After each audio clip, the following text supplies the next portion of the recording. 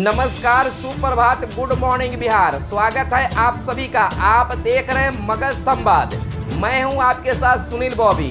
हम आपको बिहार के हर खबरों से कराएंगे रूबरू। वो बात चाहे सरकार की हो या जनता की सरोकार की, या फिर हो बच्चों के भविष्य की या कर्मचारियों की से जुड़ी खबर। आज आपको बताएंगे फटाफट अंदाज में बिहार की हर खबर। आपको बताएंगे। सबसे पहले शुरुआत करते हैं बिहार की ताजा व बड़ी खबरों के साथ। खबरों के लिए सुबह का इंतजार अब हुआ खत्म। आइए जाने शाम तक की खबरें। अब तक की बिहार की बड़ी खबरें। सीएम नीतीश कुमार ने फिर दोहराया, बिहार में शराबबंदी से कोई समझौता नहीं। जदयू का हुआ वर्चुअल रैली। मुख्यमंत्री नीतीश कुमार ने आज सोमवार को एक बार फिर से ऐलान किया है कि बिहार में जब तक हमारी सरकार है, शराबबंदी से कोई समझौता नहीं कर सकते हैं। राज्य की महिलाओं और युवाओं की मांग पर हमने शराबबंदी कानून लागू किया। इस कानून को लागू होने के बाद कुछ लोगों को परेशानी हुई है, वहीं लोग अनाप शनाप बोल रहे हैं, बाकी सभी लोग इससे खुश हैं। राजधानी पटना में आयोजित जेडीयू के निश्चय संवाद के दौरान सीएम नीतीश कुमार ने ये बातें कही। सीएम नीतीश कुमार ने कहा कि प्रशासन के अंदर और बाहर कुछ लोग ऐसे हैं जो गड़बड़ करते हैं, उन पर हमारी नजर है। नीतीश ने कहा कि शराबबंदी के बाद अवैध काम में लगे सरकारी अधिकारियों और कर्मियों पर कार्रवाई हुई है। अब तक 322 सरकारी सेवकों पर प्राथमिकी हुई है, जबकि 159 लोगों को बर्खास्त किया गया है। वहीं सीएम नीतीश कुमार ने बताया कि भागलपुर दंगा में लोग कुछ नहीं कर पाए थे। हमारी सरकार आते ही हमने पूरे मामले की जाँच करवाई और मृतक के आश्रितों को 5,000 प्रति व्यक्ति के हिसाब से पेंशन दिया। मकान की क्षतिपूर्ति की गई। नीतीश ने लालू का बिना नाम लिए पूछा कि आपने क्या किया, भागलपुर दंगा कब हुआ, भागलपुर दंगा पीड़ितों के लिए आपने कुछ किया नहीं।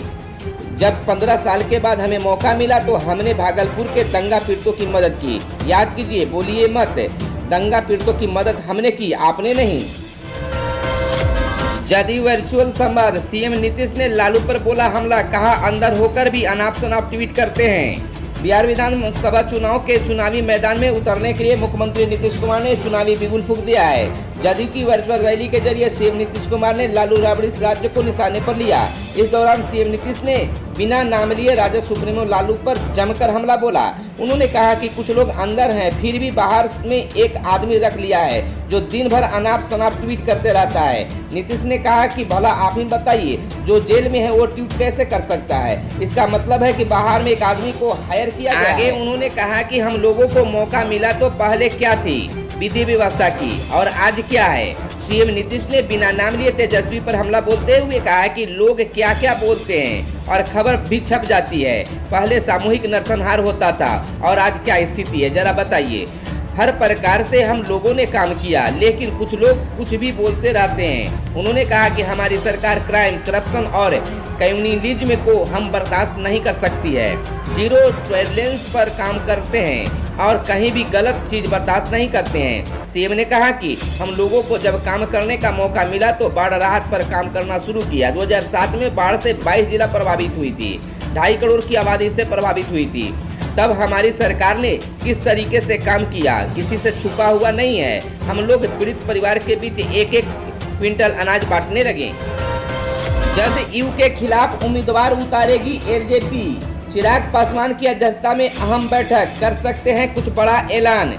लोजपा की बिहार प्रदेश संसदीय बोर्ड की मीटिंग चल रही है। इस बैठक में पार्टी प्रमुख चिराग पासवान समेत कई नेता भाग ले रहे हैं। माना जा रहा है कि चिराग पासवान अपने नेताओं के साथ इस बैठक में फैसला ले सकते हैं कि आगामी विधानसभा चुनाव जदयू के खिलाफ लड़ा जाए या नहीं। लोजपा के बिहार संसदीय बोर्ड के सदस्य सह प्रवक्ता संजय सिंह ने कहा है कि बिहार चुनाव में लोजपा को 123 सीटों पर चुनाव लड़ना चाहिए और जदयू के खिलाफ प्रत्याशी खड़ा करना चाहिए। बिहार विधानसभा में गामागामी के बीच चिराग पासवान आज कोई बड़ा फैसला ले सकते हैं। इधर बता दें कि बिहार में सत्ताधारी एनडीए गठबंधन में जदयू और लोजपा के बीच तनातनी चल रही है। अभी कुछ दिन पहले ही चिराग पासवान ने विज्ञापन छपवाकर अपनी लाइन क्लियर कर दी थी।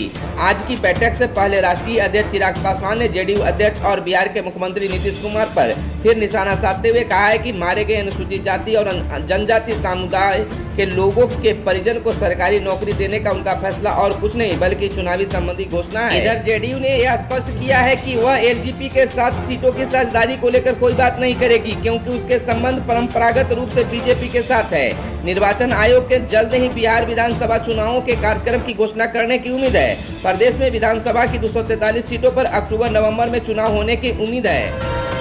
बिहार में 1369 नए कोरोना पॉजिटिव मरीज मिले। संक्रमितों की संख्या 1,49,027 हुई।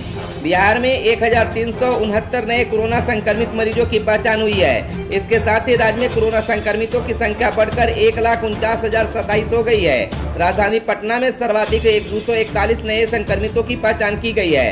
स्वास्थ्य विभाग से मिली जानकारी के अनुसार अररिया में 55, अरवल में 12, औरंगाबाद में 63, बांका में 38, बेगूसराय में 27, बक्सर में 10, भोजपुर में 21, भागलपुर में 57, भोजपुर में 21, बक्सर में 10, दरभंगा में 33, पूर्वी चंपारण में 39, गया में 38, गोपालगंज में 26, जमुई में 13, जहानाबाद में 9, कैमूर में 9, कटिहार में 17, खगड़िया में 19, किशनगंज में 34, लखीसराय में 30, मधेपुरा में 19, मधुबनी में 14, मुंगेर में 16, मुजफ्फरपुर में 43, नालंदा में 41, नवादा में 16, पूर्णिया में 46, रोहतास में 18, सहरसा में 26, समस्तीपुर में 48, सारण में 72, शेखपुरा में 10, शिवहर में 17, सीतामढ़ी में 46, सिवान में 17, सुपौल में 36, वैशाली में 35 और पश्चिमी चंपारण में 26 नए संक्रमितों की पहचान की गई है।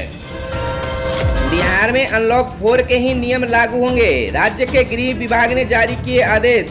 बिहार में केंद्रीय गृह मंत्रालय के अनलॉक 4 के ही दिशा निर्देश यथावत लागू रहेंगे। राज्य गृह विभाग ने सोमवार को इसका आदेश जारी किया है। राज्य में लॉकडाउन 7 की मियाद रविवार 6 सितंबर को ही खत्म हो गई थी। इससे पहले गृह विभाग के अपर मुख्य सचिव आमिर सुबहानी ने कहा कि राज्य में गृह मंत्रालय के अनलॉक 4 के दिशा निर्देश लागू है और इसका पालन किया जा रहा है। 29 अगस्त को गृह मंत्रालय ने अनलॉक 4 को लेकर दिशा निर्देश जारी किए थे। यह 1 से 30 सितंबर तक पूरे देश में प्रभावी है। इसके तहत राज्य या इससे बाहर आने जाने पर कोई रोक नहीं है। 21 सितंबर से कई अन्य गतिविधियों को संचालित करने की छूट दी गई है। इसके तहत धार्मिक, सामाजिक, राजनीतिक, खेल और मनोरंजन से जुड़े कार्यक्रम आयोजित किए जा सकते हैं। हालांकि इसमें 100 से ज्यादा लोग मौजूद नहीं रहेंगे। वहीं शादी समारोह में 50 और अंतिम संस्कार में 20 लोग ही उपस्थित।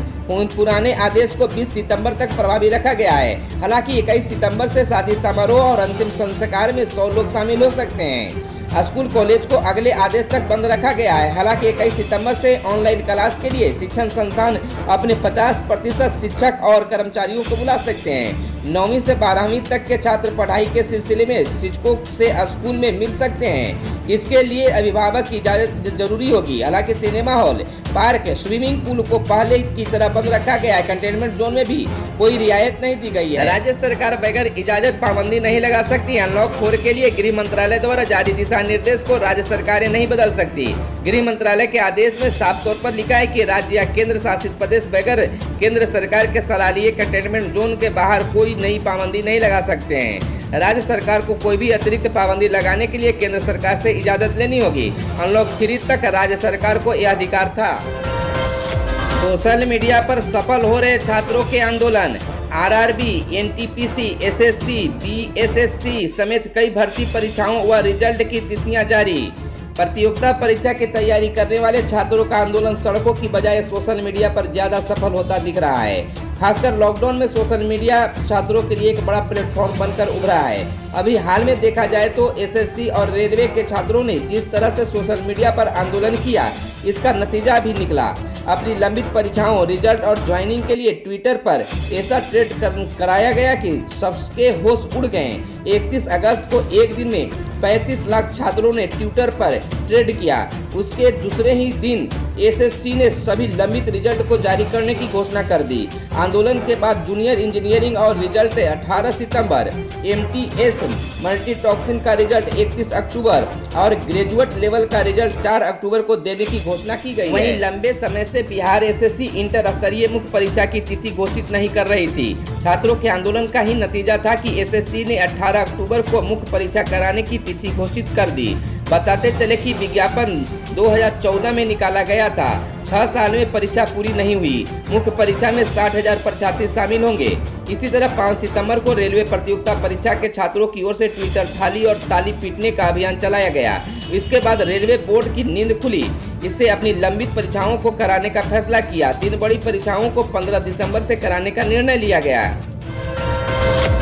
रिया चक्रवर्ती ने सुशांत सिंह राजपूत की बहन के खिलाफ दर्ज कराई शिकायत। बॉलीवुड अभिनेता सुशांत सिंह राजपूत की मौत के मामले में आरोपी उनकी गर्लफ्रेंड रिया चक्रवर्ती ने सुशांत की बहन प्रियंका और कुछ अन्य लोगों के खिलाफ शिकायत दर्ज कराई है। रिया ने मुंबई पुलिस ने इस मामले में एफआईआर दर्ज करने की भी अपील की है। रिया ने प्रियंका के अलावा RML हॉस्पिटल दिल्ली के डॉक्टर तरुण कुमार और कुछ अन्य लोगों के खिलाफ भी शिकायत दर्ज कराई है। ये शिकायत भारतीय दंड संहिता की नार्कोटिक ड्रग्स और साइकोट्रोपिक सब्सटेंस एक्ट और टेलीमेडिसिन प्रैक्टिस गाइडलाइंस के तहत दर्ज कराई गई है। उत्तर बिहार के लोगों के लिए बड़ी सौगात। दरभंगा एम्स के लिए केंद्र ने दी 1361 करोड़ रुपए के बजट को मंजूरी। बिहार विधानसभा चुनाव से पहले राज्य से लेकर केंद्र सरकार सभी योजनाओं को धरातल पर पहुंचाने के लिए हर संभव प्रयास में जुटी है। अब केंद्र की ओर से दरभंगा एम्स निर्माण के लिए जहां वित्त मंत्रालय के व्यय समिति ने हरी झंडी दे दी है, वहीं उत्तर बिहार वासियों को सुपर स्पेशलिस्ट अस्पताल का भी जल्द तोहफा मिलने वाला है। स्वास्थ्य विभाग के प्राइमरी प्रोजेक्ट रिपोर्ट के तहत दरभंगा एम्स में 750 बेड की व्यवस्था होगी। सरकार ने इसके निर्माण में 1361 करोड़ रुपए खर्च करने की सहमति दी है। केंद्रीय वित्त सचिव की अध्यक्षता में हुई व्यय वित्त समिति की बैठक में स्वास्थ्य मंत्रालय के प्राइमरी प्रोजेक्ट रिपोर्ट पर स्वास्थ्य मंत्रालय ने मुहर लगाते हुए अनुमानित राशि की स्वीकृति प्रदान कर दी है। खबरों में आज बस इतना ही। धन्यवाद।